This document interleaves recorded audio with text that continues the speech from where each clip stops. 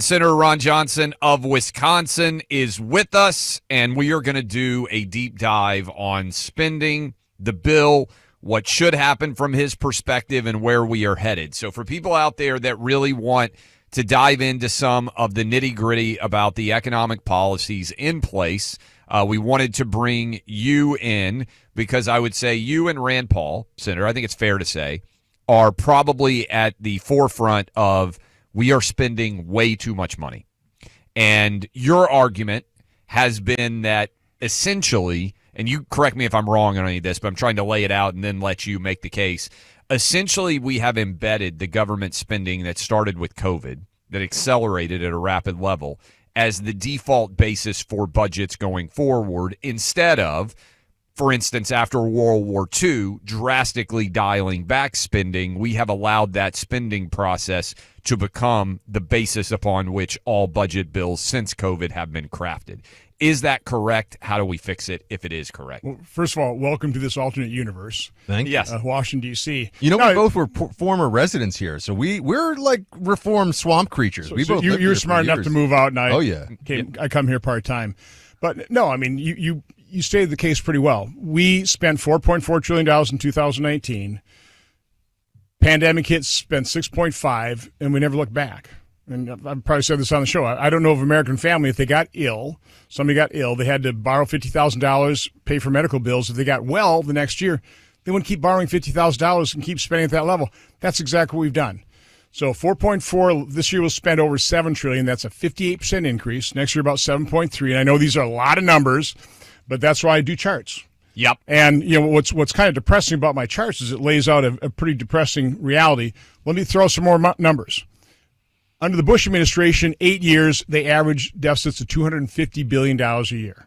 Obama came in, his first 4 years, $1.3 trillion. I mean, that sparked the Tea Party movement. That's why I came into town. The Tea Party movement had an impact. And those deficits in his last term were $550 billion. Trump comes into office, had to do deals with Democrats. His average deficit was $810. Then COVID hit. 1 year, $3.1 trillion deficit. And again, with responsible leaders like we had in World War II, okay, pandemic's over, time to return to pre-pandemic levels. It's not what Biden did. Biden continued to spend, again, this year about $7 trillion. His average deficit for 4 years was $1.9 trillion. Okay, wait, so let's jump in right there, because I think that's very important, and we have the charts to work with, but all of our people all across the country they're trying to visualize these numbers as we go. He's holding it up. I wish we had. Oh, we get really some of the. They're really small. Here. Yeah, but tell me this: where is the additional money going? Because here's what happens every time we talk about cutting, and I also have to bring up some of the objections to the big, beautiful bill, and I want you to address those in a second. But first, anytime we talk about cutting, we could light up the phones for 3 hours straight here. How dare you? You want to touch my Social Security. How dare you? You want to touch my Medicare. Well, hold on a second.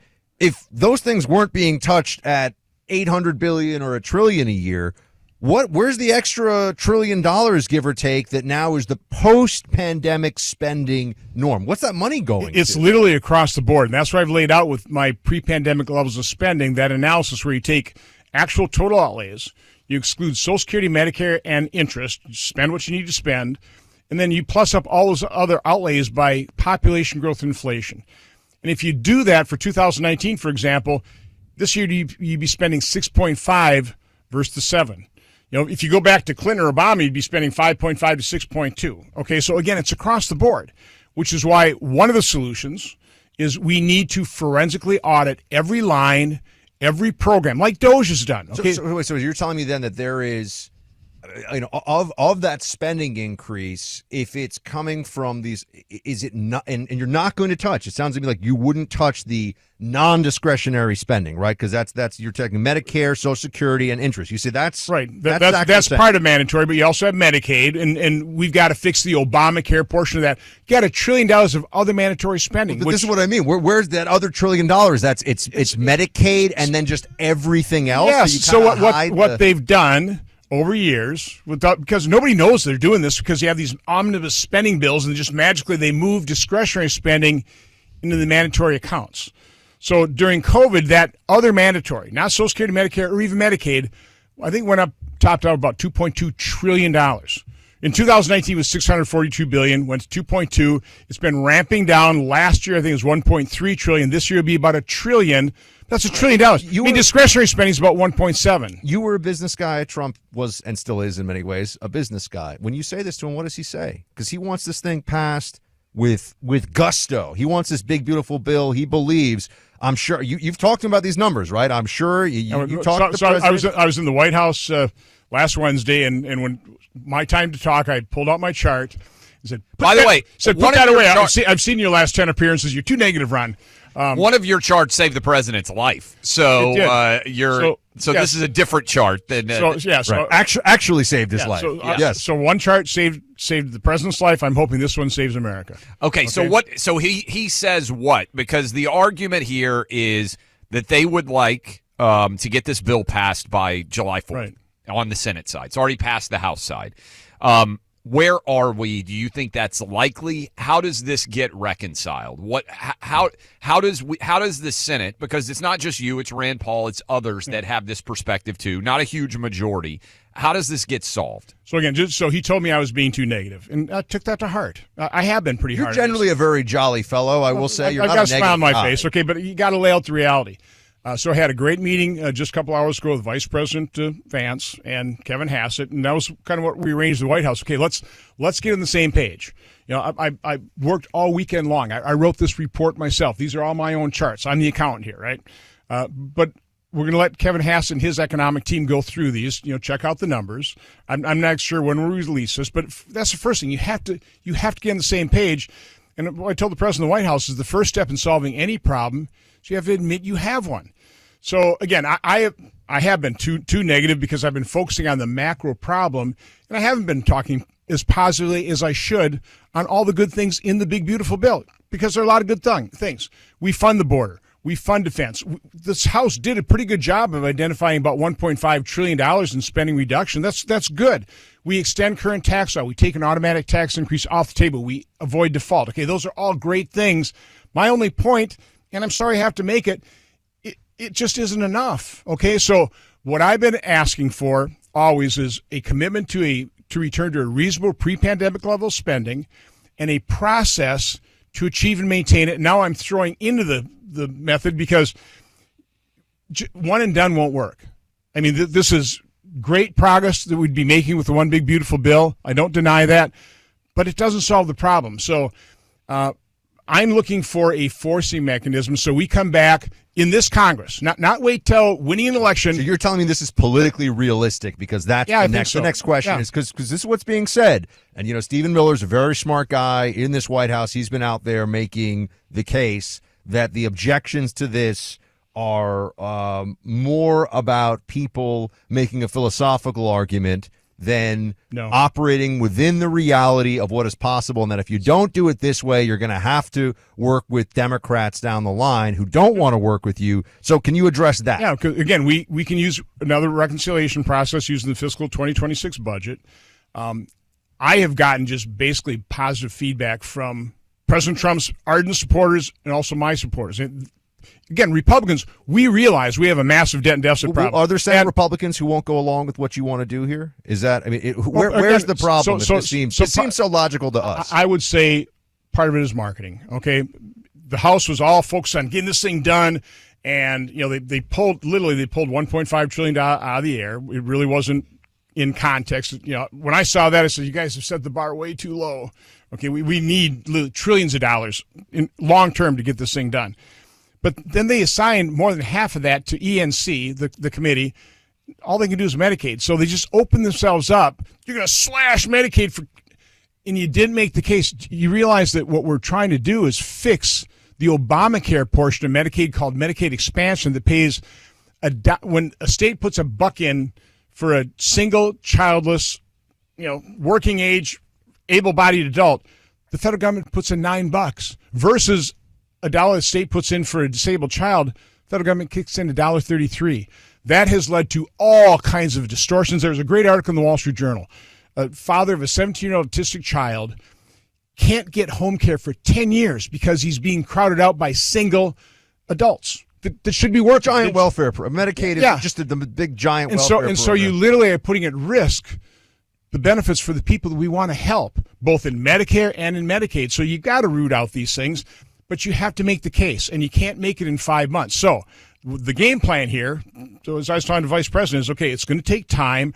I proposed a budget review panel, hire forensic auditors, take the DOJ team, transfer them over this process, a House, a Senate, a White House effort to forensically audit all more than 2,000 lines of federal budget, more than 2,600 federal programs. We've never done it. We've never done it.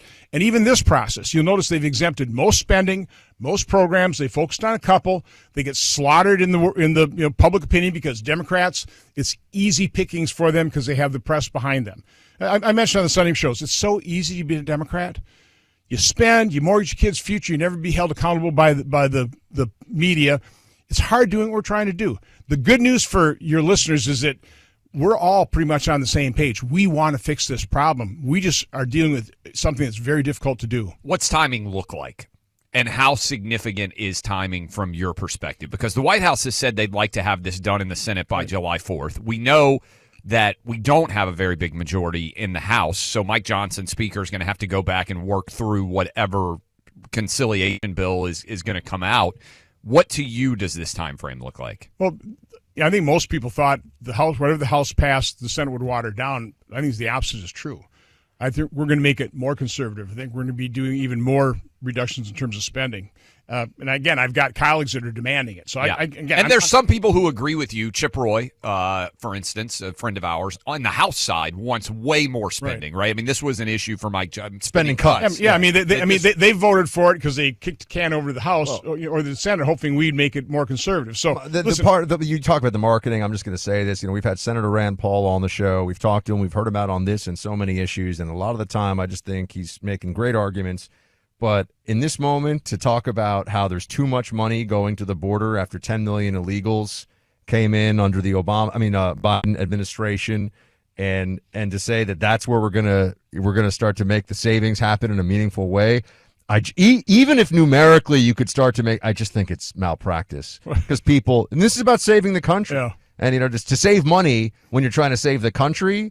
I think people view the urgency of the border and the illegal immigration issue as the policy equivalent of a war, meaning if we don't do this thing right, we don't have the same America going forward. Well, I'm a really frugal guy, and I don't mind sharpening my pencil on any spending. He is chairman of Homeland Security. He should be doing oversight on this. Again, in the first administration, we spent $6.6 billion to build 450 miles of wall. Now they're asking $46.5 billion just for the wall. That's going to. Well, we didn't have enough money to finish the wall, though. I remember that was a problem. But there's not 3,000 or 4,000 miles that have to be built. So again, I think Trump's got a wall guy here. He's asking the question. Can you stay with us a little bit? Sure, absolutely. Because there's some more question, but quickly and then Buck's got to do a read here. Time frame, July 4th. Any chance in your mind this is done by July 4th? I think that's ambitious. I really think in the Senate we're looking more before August recess. Before August recess, and it has to be done before August recess. Well, what's the time frame? Just the debt ceiling is going to expire sometime mid-August to late September, so that's part of the pressure. I mean, that's what they do. One of the reasons they bundle this all up is, I don't want to see taxes increase. I don't want to default on the debt, so that just puts pressure on us. So I've been very upfront. Nobody should be surprised. I wrote my first column on a reasonable pre-pandemic level of spending and options to do it in the Wall Street Journal on January 1st. So again, I've been beating this drum for a while. Ron Johnson in the hot seat. He doesn't like it hot. He prefers it cold. He's from Wisconsin, but we'll keep going. I just want to ask you this question because there's no Democrats who have any basic business knowledge. I mean, it's unfortunate. It used to not be that way, but when you've got people like AOC running around shutting down back in the day the Amazon headquarters, not understanding how tax credits work, and it's really economic illiteracy on many different levels.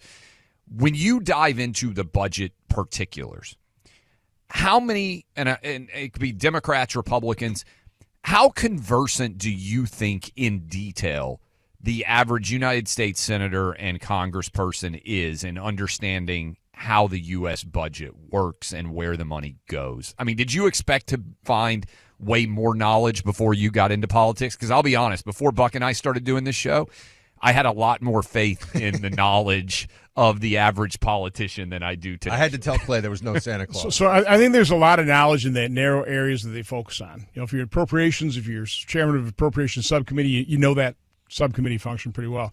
I'll tell you a story. About 3 years ago, this is in the pandemic, and we're spending these massive amounts, and McConnell's doing some icky omnibus deal with Schumer. All of a sudden, we're for earmarks. Republicans, we've got that's part of our conference resolution. We're not going to accept earmarks. Yeah. All of a sudden, we were. So I got up in front of my Republican colleagues and said, hey, anybody know how much we spent last year? Dead silence. Nobody knew.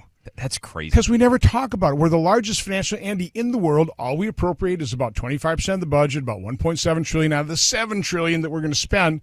So nobody knew. I went out to the Washington media. They're the watchdogs, right? Asked them the same question. They said, well, it's over $1 trillion. No, that's just discretionary. Now we talk about this when the So I started in media when the Tea Party got rolling. I'm Tea Party, right? Yeah. Yeah. I'm still more Tea Party than Republican. And I just remember that there was this whole movement, and I think the debt then was like 10 Yeah, trillion. It was 9 when I got here in 11. It was 14 trillion. Yeah. So let's say it's low double digits, right. Trillions of dollars. Now it's going on. It's going 37. on. Yeah. So and it's projected to hit about 60 in 10 years. So clearly the math is a problem here. But I feel like one of the frustrations we have is that we talk about this and everybody wants to fix it, but nobody wants to do the things in order to fix it, because it's like telling someone to go on a diet. It's more fun to just eat chocolate cake every day and assume somebody else is going to do the work for you. So I don't know how we get people to get dialed in on this and understand that if you just keep spending because it feels good to spend, we're never going to fix the problem. Well, inside the conference, I'm basically the kid that says the emperor has no clothes. I mean, I just relentlessly show them my charts to the point they're ad nauseum. Do they? I think I'm having some impact. I think now they all know we're spending about $7 trillion. Do the people who vote for you in Wisconsin, do you think that they really want you to tackle this problem, or does everyone just want to say tackle it, but don't touch anything that I like? If that's the case, then we can't fix anything. I've got some really solid conservatives come into my office and say, "Yeah, but Senator, this isn't really spending. This is an investment." So that's our problem. Everybody loves the free federal money, right? They never look at their spending. On their issue is the problem. It's the other guy's spending. Okay. And there's not a real constituency. There's not public pressure to get this under control. Again, I would have thought, again, I sprang out of the Tea Party movement. I literally did parades in 2010 going, this is a fight for freedom. We're mortgaging our children's future. It's wrong. It's immoral. It's got to stop. That was my campaign pledge. But it hasn't blown up in our face. I will say this, though. We haven't hit an acute debt crisis. We've been living with a chronic debt crisis now for decades. It's called the devaluation of the dollar. I laid out these pre-pandemic spending options. Clinton in '98, a dollar you held in 1998 is worth 51 cents. That's a crazy stat, I think, for most people out there. Basically, you've lost half the value of the dollar. It's like gold and to a certain extent, cryptocurrency. Everybody kind of feels it in that arena. Since 2019, that dollar is now worth 80 cents. So again, that's permanent damage being done. That's the silent tax of inflation. That's how we are managing this right now, why it hasn't blown up in our face. But again, I would consider that a chronic debt crisis. What we're trying to avoid is an acute one where all of a sudden you have failure of bond auctions and we can't borrow money. And now all of a sudden over the next 10 years, CBO, we're going to spend $14 trillion on interest. The $89 trillion we'll spend, 14 is on interest. I would submit that a lot of people are feeling it because mortgage rates have just not come back down, right? If you're out there listening to us right now, 30-year mortgage rates around 7%. If you were fortunate enough to lock in a 2.5 or a 3, you're never moving for the rest of your life. I mean, there's a lot of people out there that are just, and it's completely flummoxed the housing market because people should be moving. They have new kids, they got bigger families, or their kids are going off to college, leaving the house, and they're not going to sell because you got a 2.5 or 8, or you got a 3, as opposed to guys and gals out there right now getting married. They're looking around. 7% interest is historically it may not be high, but compared to the 2.5 and how quickly it went up, I don't know that we've ever seen anything like it. And again, that's part of the chronic debt crisis. Yeah, okay, that's right. Right now, according to CBO, we'll be paying about 3.4% interest on our debt over the next 10 years. But the average, 50-year average for the interest rate we pay on debt is over 5%. So if you start every percent that you increase, that adds $370 billion to our debt this year. Yeah. Okay, so that's a massive amount. It's crowding out other spending. And again, if you hit a debt crisis where now creditors just say, we're not going to loan you money, even at a high interest rate, you're going to have to service that debt. We're going to have to roll over $9 trillion of our national debt this year. $9 trillion of the $37 trillion. We've got to refinance. Senator, you're bumming me out a little bit. I'm bumming me out. I'm not the most. But character. I will say, I'm so negative. Let me say this: if you're not able to see him on video, you do have a sort of a happy warrior visage, face-wise. Because otherwise, I think you probably would be so dour that everybody. He's being with his charts. He's a little Captain Womp Womp right now. So let's just take a moment here. By the way, that's why I agree with President Trump when he said, "Ron, you're so negative." I know. I'm sorry. I'm sorry. Trump's I'm trying to make up. He'd be like, "Ron, you're womp womping all over the place. Ron, you're making me sad." But what about AI growth and the brilliance of the American economy starting to, at least on its own, basically? Not entirely grow away out of this because the numbers don't support that, but at least make it more sustainable longer term. Do you is technology going to save us, Senator Johnson? So I think possibly. There's a great story. Milton Friedman was in China, and they were building this big canal, and everybody had shovels. And they said, why aren't you using equipment? He said, well, this is a jobs program. At what point Milton Friedman said, well, why don't you give them spoons? Yeah. So no, productivity can make massive progress, and AI has got. Do we care about inflation that much? If we've got robot servants doing all of our cooking and cleaning and everything for us, I will say, I've seen the Jetsons. Be very cautious of AI. I learned that as I'm putting my report together. I use AI a lot, and it's got a great tool, but as my chief of staff said, it is often confidently wrong, and I found that out repeatedly in this process. By the way, being confidently wrong is kind of the business you're in. Not you specifically, but politicians in general Clay's are not coffee today. Politicians in general are not known for lacking confidence in being wrong, especially as you well know, everything COVID that all this spiraled out of. So Buck asked the question, and I think this is the big picture, maybe question we can finish with you on, and we appreciate all the time, and we know there's tons of people out there that have wanted us to do a deep dive on this. The growth rate. The number one most important thing that could happen to make everybody, the rising tide lift all boats, is our economy has to get growing faster. You've run the numbers. We haven't had 4% growth since the 1950s. Now, maybe Buck's right, and I'd love for the AI revolution to lead to exponential growth. This is a long bomb into the end zone theory, but maybe somebody catches it. No, it's a very positive way of looking at things, and there are a lot of CEOs, including some of the ones that we interact with, that are incredibly optimistic on this. But I do think history matters here. When's the last time we had 4% growth in this country? In the 60s. 1960s. Yeah, then we had 30 or 3% growth in the 70s, 80s, 90s, the dot-com revolution. But since the turn of the century, we've averaged 2.2% growth. And Reinhardt and Rogoff wrote about this. This time is different. It's not. Once you reach a certain threshold of debt to GDP level, first of all, government is sucking down all that money out of the private sector. Risk takers can't borrow money, so that has a negative impact on growth. Again, AI may be a spark that could overcome all this, but we could be in that debt spiral right now. That's my concern. So again, we're like, all right, great talk with Senator. I said debt. I said debt. Spiral. I said debt. Oh, I thought you said debt. I thought he said debt spiral. I thought he said. I thought he said. I don't enunciate well enough. No. Well, I guess again. This is like Mr. Rogers hitting the nuclear button. We're seeing what the bond market's doing. Again, we can't control long-term interest rates. That's going to be up to our creditors. If they look at us as not serious about this, I think the bond market has been telling that they're going to demand a higher and higher interest rate to refinance that $9 trillion. That takes more of the money out of what we can spend on other things as well. So again, we're not in a good position right now. We're simply not. I mean, that's my whole point is let's address this problem.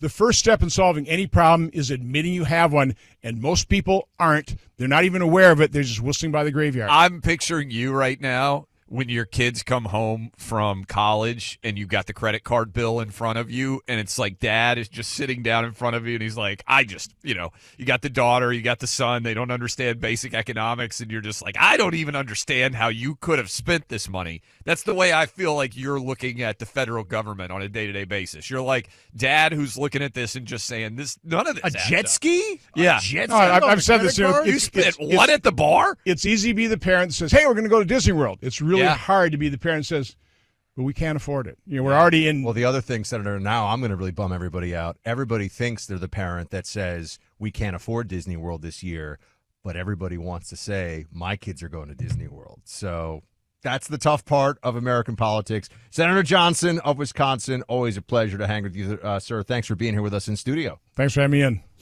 Look, I want to tell you, Rapid Radios makes modern day. Well, I'm still laughing about the dad analogy. That is perfect for you. You should, when you run for re-election next time, you should just do ads where you pretend to be dad looking at the expenses of your kids, because I think everybody in Wisconsin is going to recognize with that. But Rapid Radios, they're convenient, they're easy to use, no setup required. Pull them out of the box, push a button, and it's a one-touch connection, perfect for busy families. Rapid Radios also great for young kids. I've got a 10-year-old. We don't want to give him a cell phone, but he's running around in the neighborhood. He's playing wiffle ball with his friends. He's playing football with his friends. We can stay in touch with him. Also, 5 days without needing a charge. They're super easy. They're reliable. If you got thunderstorms, if you got hurricane season, which we're in now, if you just want to protect your family with having an additional way to be able to get communication, these guys are amazing. Check them out, rapidradios.com, 60% off, free UPS shipping. From Michigan, use code RADIO for an extra 5% off. That's rapidradios.com, code RADIO. Great asset to make your family a little bit safer than they otherwise would be. Trust them, nationwide radio communication device to keep tabs on everybody. Rapidradios.com, code RADIO.